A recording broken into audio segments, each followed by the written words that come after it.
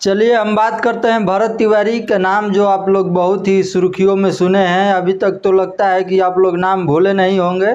तो चलिए हम आप भरत तिवारी के नए अपडेट के बारे में बताते हैं दोस्तों, तो आप वीडियो में बने रहिए। भरत तिवारी की मां भूख हड़ताल में थी और भूख हड़ताल होने के वजह से उनकी बीपी लो हो गई थी, उनका तबीयत बहुत ख़राब हो गया था। और उनके भाई का कहना है कि मैं कोर्ट में गया था, जिस तरह से काम चल रहा है, जांच चल रहा है, उस तरह से हमें लगता है कि नहीं, इंसाफ ज़रूर मिलेगा, टाइम ज़्यादा नहीं लगेगा। तो इस बात को लेकर आप सभी को क्या मन में चल रहा है, कमेंट करके ज़रूर बताइए। एक और बात बता दूं कि आजकल सोशल मीडिया पर बहुत ही वायरल चल रहा है, जो कि 13 साल की बच्ची को जिस तरह से 32 लोगों ने दुष्कर्म किया है, आप इस वीडियो को देखेंगे तो आपका रोंगटा खड़े हो जाएंगे। 5 दिन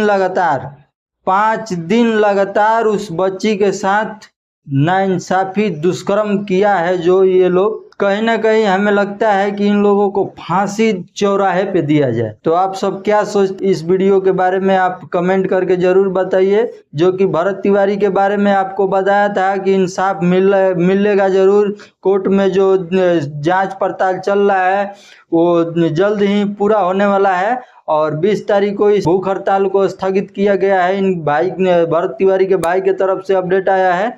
और ये जो आप सभी को मैं बताया कि एक बच्ची का 13 साल की बच्ची का जिस तरह से दुष्कर्म किया गया है, इन लोगों को कैसी सज़ा दिया जाए, कमेंट करके ज़रूर बताइए। और वीडियो अच्छा लगे तो लाइक करिए, शेयर करिए। तब तक मिलते हैं नेक्स्ट वीडियो में। जय हिंद।